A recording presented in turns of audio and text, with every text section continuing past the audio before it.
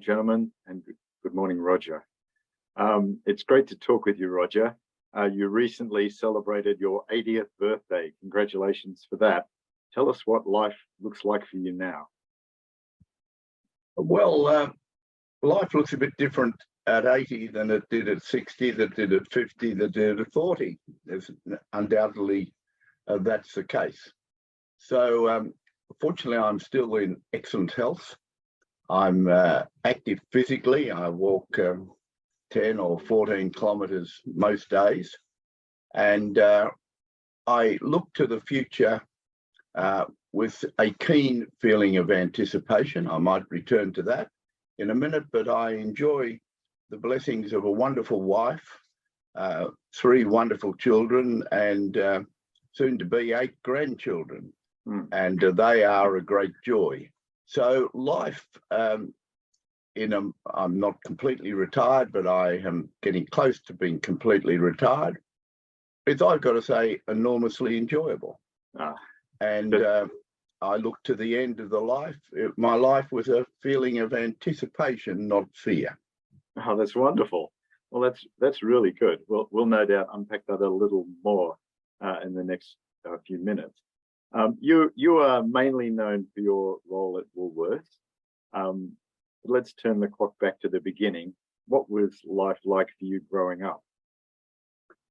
I really had a wonderful life. I was brought up in Sydney. I had great parents, 2 wonderful brothers, and a wonderfully extended family.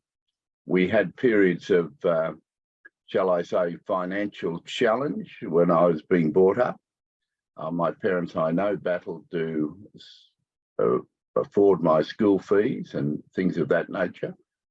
At the time, you might call those difficult periods, but in fact, they were unbelievably important periods because they gave you a dimension of life that life wasn't there on a platter.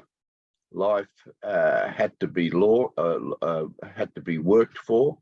There had to be a sense of value, and there had to be a sense of sustainability through difficult times.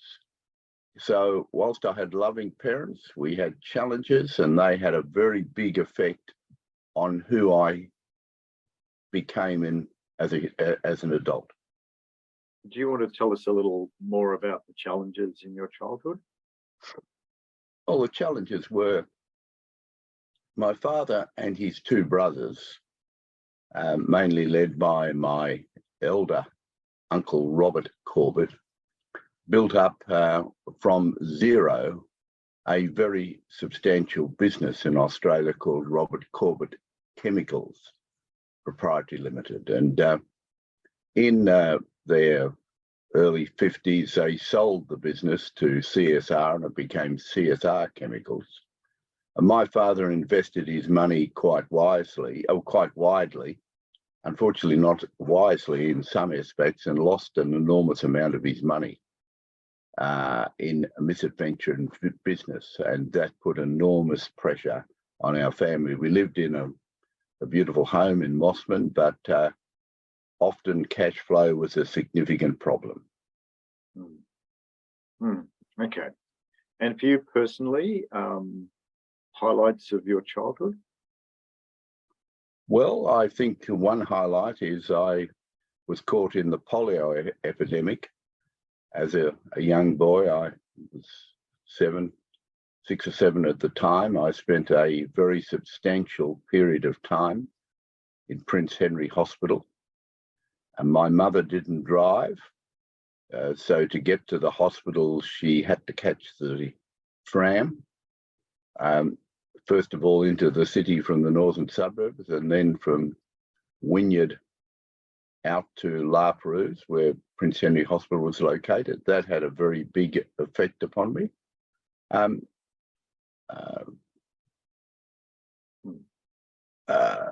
But I had, in essence, a very happy childhood. Very good. Now, Shashi mentioned you started off at Grace Brothers with the trucks. How have experiences like that shaped your career? Well, it was it was interesting. I think he gilded the lily a bit. I was actually, my job was moving pallets in the basement of Chatswood Floor. I wasn't senior enough to receive the pallets off the truck. My job was simply to move them along a very long corridor. And in those days, the pallet jacks were not automatic and hydraulic and so on. You had to pump them up and then you had to get them moving. And I was about 9 stone. And so it had a very significant effect to get the pallet moving and then to get the pallet stopping. And after the first day of doing that, I made a decision. And that decision was moving pallets was not going to be my life's job. It was but the first step. So is that what drove you to ultimately be CEO, rejecting other jobs? No, I think what it did drive me. And, you know, I clearly made a decision that one day I wanted to be a director. And I was educating myself, doing commerce.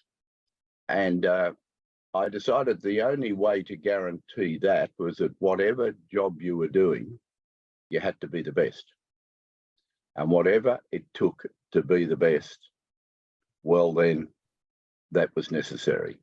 So each job I had as I progressed up, I realized that the only right I had for career development was in actual fact earning it. And earning it meant to be best in class. So when I was a department manager, I made sure whatever it took, I was the best in class. Okay, good. Well, you joined in time. You joined Big W as its leader, and I gather it wasn't doing super well at the time. And you also led Woolies and you drove phenomenal growth and value, improved value for shareholders in both those organizations. How did you go about doing that? Well, the interesting thing was I was, most of my career, 25, 26 years, was in Grace Brothers. And I had been told that I'd become a director of Grace Brothers, and I was told that I was the next managing director-elect. However, in the intervening period, Grace Brothers was bought by Myer. You might remember that great rationalisation of retailers. And when you're a director, an executive director of a company that's been taken over, your future is not so good.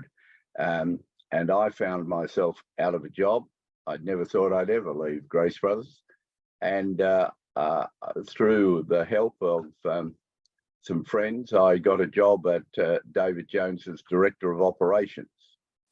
And David Jones has just been taken over by John Spalvins and the Adelaide Steamship Group. Some people might remember this era. And they had a division called Big W that had existed for better than 20 years and had never made a profit. And I was offered the job to move across to Woolworths and take over Big W. So I went out one Saturday morning with my wife, Rosemary, to look at the Big W stores. And they were terrible. Terrible is probably not quite a strong enough word. And I said to my wife in a store in Jesmond in Newcastle, we were walking together, and I said, I'm not taking this job. This business is dead. Dead. It's so dead, it's got rigor mortis set in, and you can smell it. And Rosemary said, well, whatever you think you should do, honey, blah, blah, blah. And we got out, and I opened the door for her to get into the car. And she stepped into the door and looked over the door between the roof and the door and said to me, give it a go. If you don't, you'll never forgive yourself. And I closed the door, walked around, sat in the driver's seat, put my hands on the wheel and said, you're right. And that was a turning point in my commercial life. If I hadn't made that decision that day, in front of the Pizza Hut in Jasmine Shopping Centre, I would have never had the opportunity to run Woolworths. Wow. Wow. So I gather Rosemary's an important advisor and confidant in even business matters. She's been my lifelong partner for 54 years. Wow. And we have not a perfect marriage. I don't think anyone can claim a perfect marriage, but I'm the imperfect part and she's the perfect part. So a brave move, taking that role on, and no doubt a different type of business to, in some regards, to what you were used to. How do you go about turning that thing around and making Big W and Woolworths really great businesses? What's the game plan? How do you do that? How did you do that? Well, it's interesting you say that. There are two viewpoints. There's one as you look back, and there's one looking back to where you were when you're looking forward. And they're two different views. A bit is like being in a boat and looking back and seeing the wake that you've left behind. And so when I look back from that point of view, I can see, I have to admit, a wonderful guiding hand. But I had some wonderful opportunities. It turned out that the president of Walmart, who'd taken it from 30 million to 80 billion, a fellow called Jack Shoemaker, had just retired. And I went to see him in Bentonville, Arkansas. And in those days, getting to Bentonville, Arkansas was something else. And I met him, and he kindly came to Australia and became my mentor and guiding hand. And that was undoubtedly one of the keys to my success. Wow. I think if I look back, some wonderful mentors like he and Paul Simons and John Spalvins and people of that nature, Derek Moore, who had been wonderful mentors. And then I think the other most important thing is to have a management team around you who have the skills to do the job, but to listen to them. Because the wisdom from a group of people is much better than the wisdom from one person. So if I attribute anything to my success, I attribute it to the hand of God, I attribute it to some wonderful mentors, and I attribute it to some great colleagues. That's really really impactful. We're a men's fellowship, so we get the chance to help each other along the journey. That's why we exist. One of the reasons we exist. Did you have that as well in your life? Men around you that you could talk about things with? When I celebrated, you commented I celebrated my 80th birthday, and when I did a few weeks ago, or a month or two ago, I had a lot of my friends. Some of them have been my lifelong friends. They've been friends since I was 18 or 19. And I have a great advantage of a wonderful group of caring friends who have not only prayed for me through the years, but have been friends in terms of support and counsellors as well. That's terrific. Now, if we think of Woolworths, we think of Coles, and we think of a battle, and that's reflected in Australian business in a number of ways. But was winning and beating Coles a real sort of mission? Was that super important to you? And how does that square with your faith and a crucified Messiah and the suffering servant, if you like? Well, free enterprise is a wonderful system. And you don't have success if you don't have failures. You don't have winners if you don't have losers. And whilst I think a charitable view to your competitors is important, and I would have done everything I could to cooperate with Coles in ways that were of mutual benefit to the two companies and to their customers' employees. As I said earlier, there's only one way to guarantee success, and that's to be the best. And so that applies to yourself in your career, and it applies to your business. And God's given us certain talents and skills. And the free enterprise system, which I think is a wonderful system and has generated enormous benefits for the population of the world, enormous benefits. If you just look at China in the last 30, 40 years, and the standard of living that has developed in China as a result of trade and endeavour and application. So it's a system that has rewards, but you can't have rewards without penalties. So everyone can't be a winner. Now, you mentioned when you were considering Big W, you got in the car and you went out and you walked in stores and you got a sense as to how those stores were operating. And I gather that was what you regularly did at Woolworths. And you are known as a person who has a high attention to detail and are willing to jump up on pallets and talk to people and get your hands dirty. I gather there's a gardening experience in there somewhere. Do you want to tell us about the gardening experience? Well, it was an opportunity, I could put it that way. I in a retail business, and a retail business is in some ways a much easier form of business to run than some others, because you can walk around your stores and you can have a look at the tomatoes and the bananas and the onions and whatever it might be, and see what your customer is buying. You can look at the shelves and see if the stock they want is actually on the shelf and ready to be bought. So you can actually put yourself in the customer's experience, and you can actually be in the stores with your customers and talk to them. And of course, being in Australia with our culture and so on, people are very willing to talk and chat. So being in stores and walking around them was, I have to say, one of the great pleasures of my job.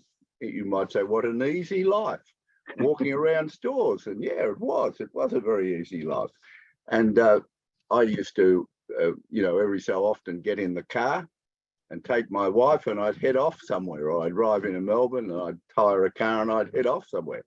And the word would break out, he's arrived at Ballarat. And the word would go out around 180 stores, 360 degrees around the stores, that he was arrived. And often, as I farewelling the manager walking out the store, he'd say to me, where to next? And of course, if I let on the slightest hint, then of course there would be some reaction. I remember we were coming home from skiing. I'll come to your gardening story in a minute, but I can't resist telling you this story. We were coming home from skiing and we had two stores in Cooma. So I stopped at the first and walked around, and I arrived at the second, and they were fair enough. And I was walking back to the car, and we had a petrol station in Cooma, and it was on the wrong corner. And I said to myself, that jolly petrol station, I knew it was on the wrong corner. And at the property meeting, I acquiesced, and I shouldn't have allowed it to be built on that corner. And I was reminiscing with myself, and I thought the same thing happened at Temora. I think I'll drive to Temora. So I got in the car and I said to Rosemary, we're going to Temora. She said, but we're going north, not west. I said, well, we're going northwest, honey. So we went over the mountains through Lake Yucabine, and we arrived at Temora about 12:30. And Rosemary said she was terribly hungry, and before I went in the store, she'd have to have a sandwich. So we took about 20 minutes to have a sandwich, maybe half an hour, and I arrived in the store, and this young guy was in the store. Of course, he pretended he was surprised to see me, but they all did that. But I had a feeling he expected me. So I said to him, he said to me, "What happened to you?" I said, "Mate, what do you mean, what happened to you?" He said, "Well," he said, "we expected you about 20 minutes ago." And to this day, I don't know, because only my wife and I were in the car. No, and they must have followed me out of town or something like that. But I was in Scone Store, and Scone Store is built at the behind of the shopping centre. So you drive in, it's the car park, and then you drive out another way. And I suppose it's, 300 metres or something, the car park back in the street. And I drove into the car park. There were only a few spots left, so I decided to leave those for the customers and drove out again and parked in the street and walked back in the out. And it was full of weeds and paper and junk and rubbish. And so I went through the store. The store was excellent. And I said to the manager as I was leaving, I said, "Look," I said, "it's pretty rough. Lots of weeds and dirt and rubbish." I said, "On the way out." "Oh," he said, "Yes, Mr. Corbett, I'm so ashamed of that." And I said, yeah. "No, it doesn't look good, Bill." "No," he said, he said, "I've complained to head office 3 times. I said, 3 times. And he said, "Yeah." "Oh," I said, "Bill, that's no, I'll get onto them. They should be, well, this is terrible stuff." But I said, "Bill, in the meantime," I said, "would you have a bucket and a spade and a broom?" And he said, "Oh," and his face fell. And he said, "Oh, I'll do it. No, I'll do it." And I said, "No." So I finally insisted upon this bucket and spade and so on. So I cleaned it up myself, all the rubbish, all the weeds. Then I brushed the drive and looked the picture. I gave it to him and said, "Thanks, what a great visit and well done." And that was just a wonderful management opportunity, because I knew that went like wildfire through the company, and the point was made. Yes, you can spend a lot of money on management training, but that's probably the most effective management training you did. Okay, just a reminder to everyone, we're going to move to questions fairly soon, so have your questions ready. Roger, looking back at your time at Woolies, did you have any regrets? Did the decision to invest in alcohol sometimes concern you? No, that was a rational decision. I have been severely criticised for that, and the hotels and the gaming machines they have by several Christian magazines.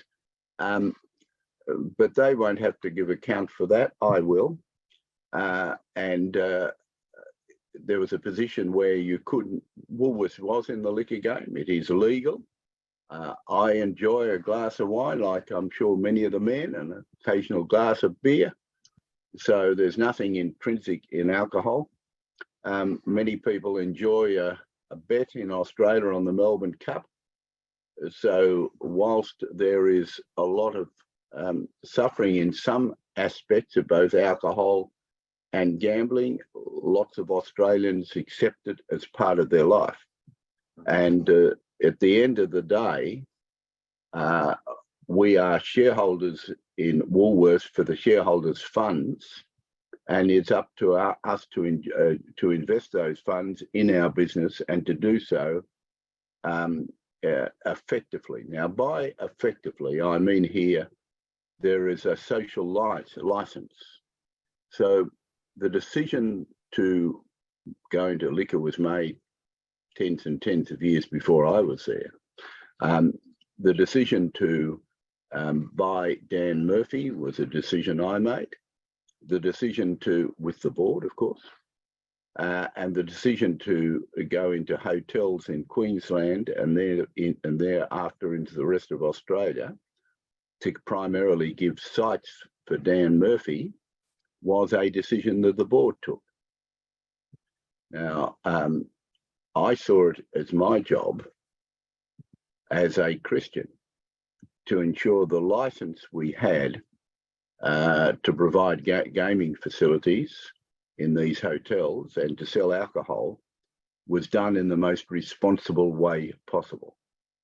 So in fact, I could have delegated the chairmanship of that subsidiary and its management to others. For that very reason, I chose to be its chairman. And as its chairman, I had direct influence on the operators of our hotel business, the Matheson family, who I hold in the highest regard. And I found nothing but very responsive response to any initiatives that I undertook to ensure that we were as responsible as we possibly could in the serving of alcohol. And I could give you many, many stories about that. But that's the background of why I did it and where I stand. And I realise that some people are very critical of me doing that. Well, thank you for sharing. Thank you for sharing that. Now, when you finished as the CEO of Woolworths, after that, you became chairman, and you were director of Walmart, which is, I find amazing, because it's such a huge company, and on the board of the Reserve Bank, as Shashi mentioned. And since then, you've stepped down from those positions. You're still involved actively in some companies, as you mentioned, but stepping down from the top and very public positions can be difficult and hard to accept. How have you coped with that transition? Well, first of all, I must correct one thing. I was never chairman of Woolworths. I was chief executive, and I don't think it's a good thing for the chief executive to be the chairman. I think that makes any successor to the chief executive job very difficult. Yes. So I wasn't. Well, yeah, I suppose it's a question of relevance. We all like to be relevant, engaged, and involved. That's a human characteristic. And I suppose when you stand down from those things, there is a feeling that you're no longer relevant, particularly when you go into the stores and there are things that were fundamental to you in what you saw for Woolworths that have been changed or may even be neglected. That's difficult. I have to admit it's difficult. But every era of life has its new opportunities and challenges. And you might say most of us, in the course of our life, fear turning 80. And sure, I wasn't looking forward to turning 80 either. However, the decade of 80 has got its own pleasures and its own challenges and its own opportunities. And of course, you should go out and look for those and generate whatever era that you're in life into being a enjoyable and fulfilling experience. And I think that's to do with you more than it is the circumstances in which you find yourself. Yeah, good. That's a really positive approach. I mean, you mentioned earlier in the looking back at the wake, you could see a guiding hand. Do you want to talk about that, how you understand God's guiding in your life? Because you've been a person of faith since I gather, since being a fairly young child. Well, I did grow up in a Christian home, and that had, of course, a big influence on me. But as you move on through life, being a part of a Christian home doesn't necessarily sustain your Christian commitment. And many, in fact, I would say a vast majority or a lot of Christian home children do not continue in their faith. So I think the question is, where did my faith start? What's the core to it, and what does sustain me? And briefly, I'll say I think there are 4 or 5 things. And I think your faith, the Bible says, run a good race, continue on to the end, persevere. So there is an element that your faith is a continuing exercise that moves on in your experience through various challenges and stages of your life. So to me, I think there are several compelling factors to my continuing faith. The first is that in the world in which I live, I've got a home in the Blue Mountains, and I love, as I've heard, I love walking, and I love walking through nature. I love the beauty of the wonderful gum trees and the tranquility and the silence and the peace as you look over those wonderful mountains and the hills and the skies. And at night, I often go out into the garden and the clearness of the sky, and I look at the heavens and the galaxy. And I ask myself, who am I? Secondly, the Bible is to me a remarkable book. I've read it several times from the front to the back. And it is to me what it claims to be by evidence of itself. And as you read it through the thousands of years at which it was written and the common chord, which of course is Jesus Christ, known as the Messiah in the Old Testament, known as Jesus Christ in the New Testament. And then there's a historical evidence of Jesus Christ. And there's as much historical evidence that existed and walked and lived in this earth as there is of any other historical fact of that time. And then, to me, putting that together and a compelling story, I think faith, the key to faith, is a decision to believe. I made an active decision to believe, and I affirm that decision every day of my life. And so it's a bit like if you're going to bungee jump. You know, you look at the height and you look at how they attach the strap to your leg, and you look at how far it is, you looked at other people who've done it, and you make a decision. A decision. It's a step of faith. You make a decision. And then the final thing to me, as I look back over life, is I just couldn't imagine living life without living it through the view, the prism of that picture. And so through the good and the bad. I couldn't imagine living life without a concept of love, of caring for others. And love is perhaps the driving force in the life of Jesus Christ and the life of those that follow him. So those blocks are the blocks that type of define my faith and define me as a human being. Thank you so much. Thank you for sharing that. Now we are going to go to questions. Thank you, Roger. That was not surprisingly interesting. And I liked what you said when you said that you can't have rewards without penalties. Tell us more about the times when either you or your staff who you listen to may have made decisions, strategic decisions that led to difficulties, and how your faith steered you out of or led you to manage these things. Well, I could think of a couple of examples. I could think when I was chairman of Fairfax, and we started to see this enormous impact of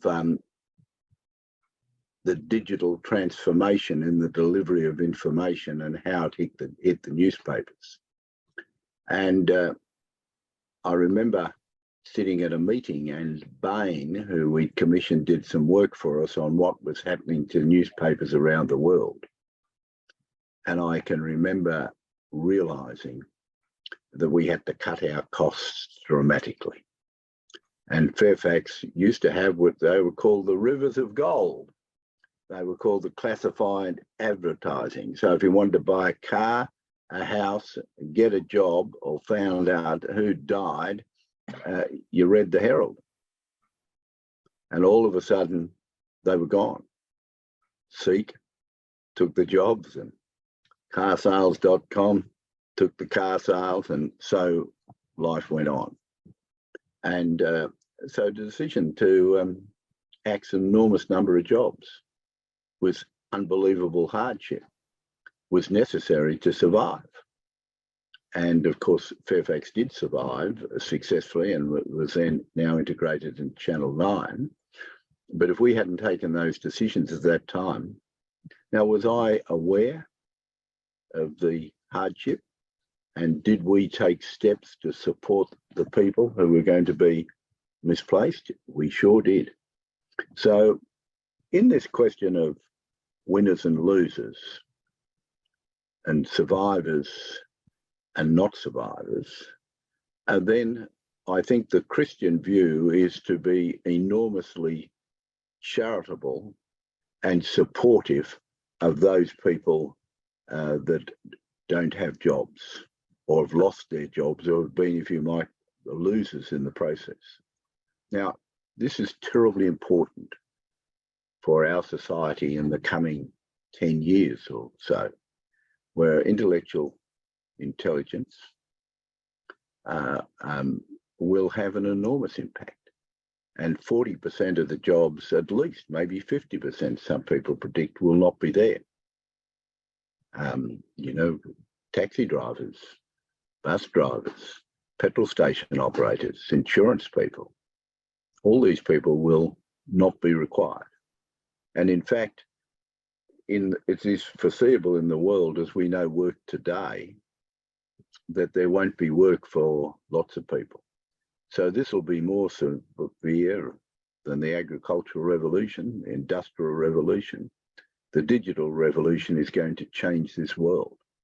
And I think the Christian approach through both government and businesses is that in losing your job in order to provide for a more efficient and effective whole society will be a challenge. And I think if ever the world needs a Christian perspective on that, it's now, both at the corporate level and at the government level. Thank you, Roger. We have a question from Ian. Yes. Do you see Woolworths as being more people-based than other supermarket chains such as Coles and Aldi and Costco? And how has a good public image helped the organisation? Thank you, Ian. That's not a judgment I care to make. I think that when a chief executive leaves a company, he should never opine upon the companies he's left. But I do think that Coles and Aldi and Woolworths and many other companies across Australia are going to face very clearly the responsibility of quite some retrenchments. You've only got to look at the checkouts today to see the provision of being self-service. Well, it won't be long, there won't even be those self-services. Everything will be tagged and you'll just walk into the store, pick up what you want and walk out. And you won't drive home in a car that you're driving yourself. You'll just push your telephone and a box will arrive with 4 wheels and you step into it. If you want a big box, you get a big box. If you want a little box, you get a little box. The world is going to change just dramatically. And so a consciousness of that by Aldi and Woolworths and Coles and many other companies will be enormously important. I can envisage a world where there is not enough work for everyone and there'll have to be some social contract of readjusting the wealth across the world. Now, I don't call that socialism.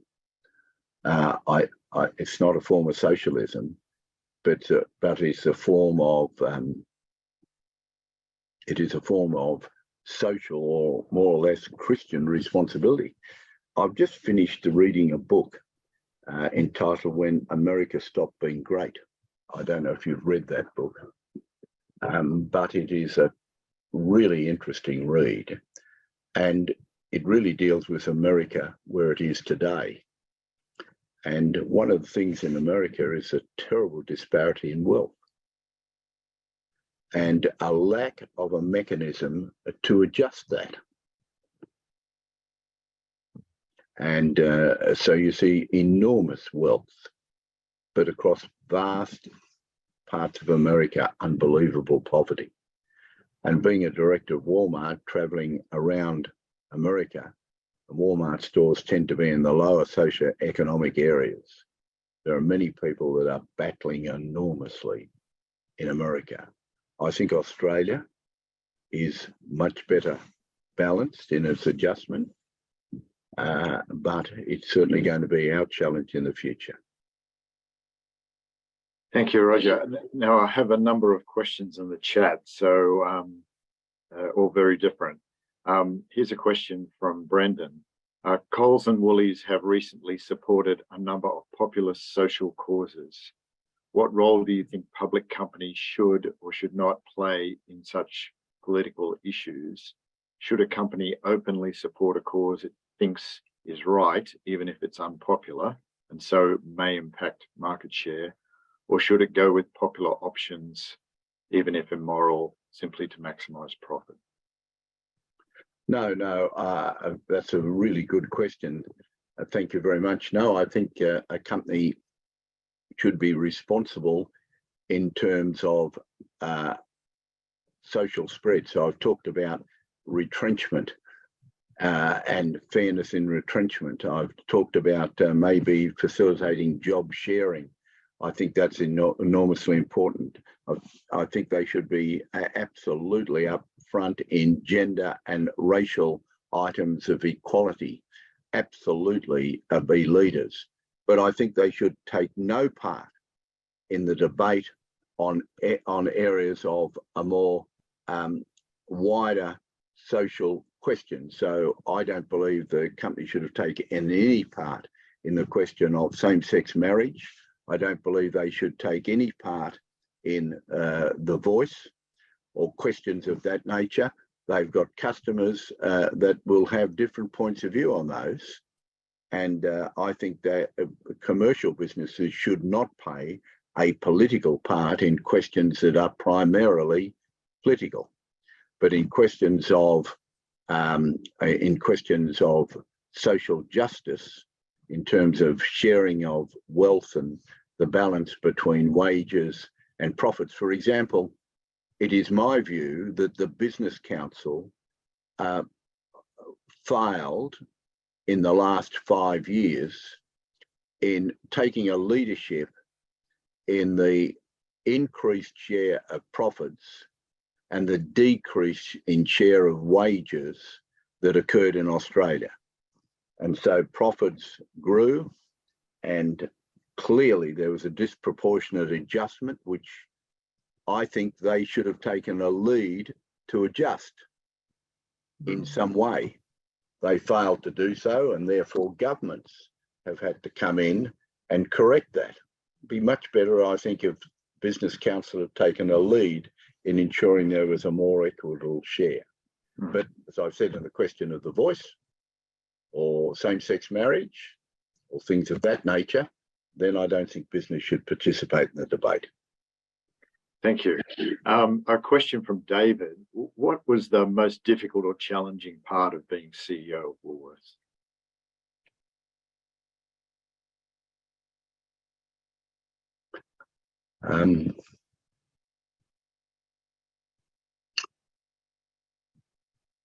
I think in implementing in your actions what your conscience told you were the right things to do. Okay, thank you. And he follows up with this question: what business would you start today? Assuming you wanted to start a business today. Well, I would think the food business is a pretty good business, and if I wanted to start a business, I'd start it in fresh food. And you'd be the guy. Adam asks, Roger, could you give reflections on being a father? And this sounds a familiar question.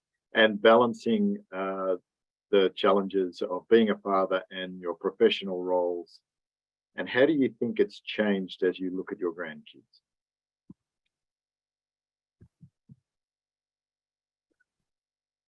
Well, that is an extraordinarily difficult question in practice, because Woolworths succeeded because of a drive to improve the presentation of the business at store level and a very large investment in logistics to make the business more efficient.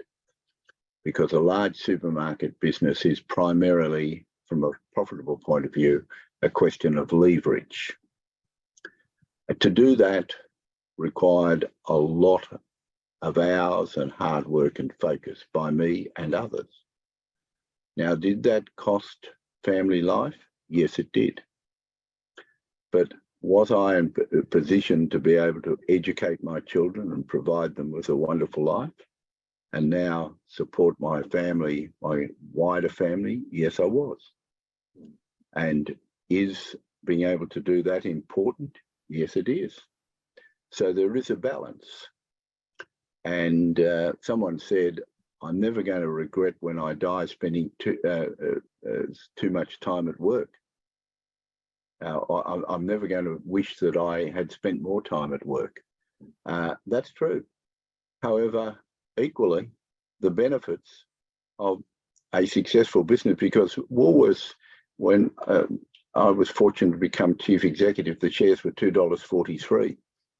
So shortly after I retired, they were well into the 30s. Every dollar in the share price was worth $1 billion in the value of the company. So Woolworths went from being worth 2.5 billion to being worth, let's say, with share buybacks and so on, 36 or 38 billion. Now, our shareholders did extremely well, but so did our staff, because when an option system was being discussed, the board agreed to taking that right down to store level, store manager level.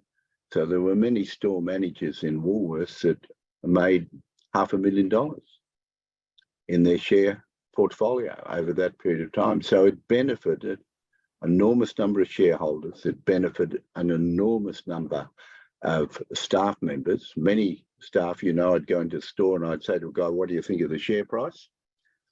And he'd say, fantastic. Many men and women broke down and said they never thought they'd own their own home, or they never thought they could send their kids to private schools. So on one hand, you could say, well, don't work all that hard and spend all the time in the family. Well, you've got to say business to survive, there's got to be a balance. And there are benefits to the family as well, is having a successful career and a successful business. Thank you. Thank you. One more question and then we'll have to wrap. Was it difficult as the leader to get people around you who shared the vision, or did you just get good people around you and they got infected by the vision? How did it work? Well, you know, I had the joy of speaking at the funeral service of a lady who was my director of human resources called Judy Howard. And at the wake where I spoke, I said, the most powerful tool in business is a team working together with a common vision. The greatest enemy of teams is personal self-interest. We all have it. And Judy Howard had less self-interest as an executive than most I know.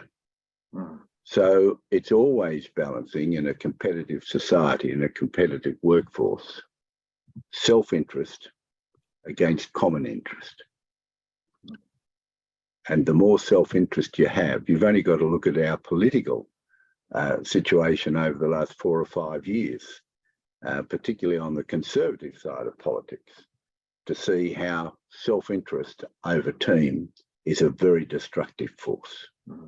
Interesting. So self-interest is limited by getting a good vision that is fair and equitable in terms of the dividend it gives to different stakeholders, and calling people to that vision. So in other words, earning profits and paying dividends is important to the shareholders. Giving security and development and bonuses and equity to your executive and staff is important to those stake interests. And to giving your customers good value, fresh food, is of enormous value to your customers.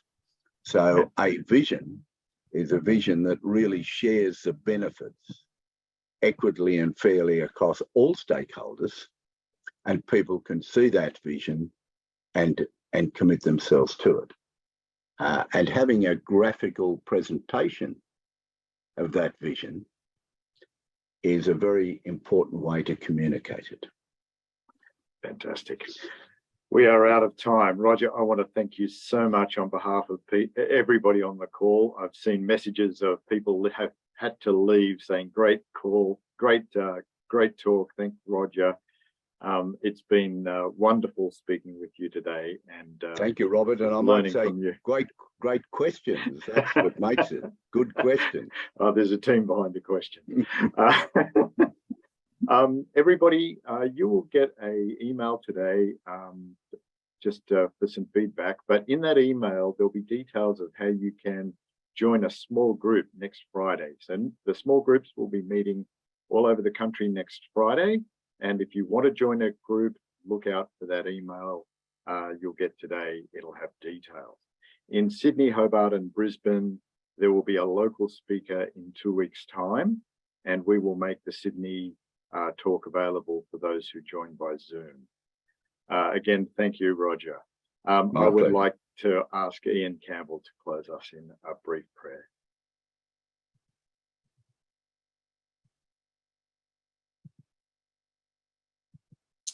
Yeah, thanks. Thank you, Roger. And they wanted a younger man to close. I'm one of the ones in the 7th decade, so a bit younger. But it's great to hear you talk, and particularly learning about exercising, living each day to its fullest. But let me just pray.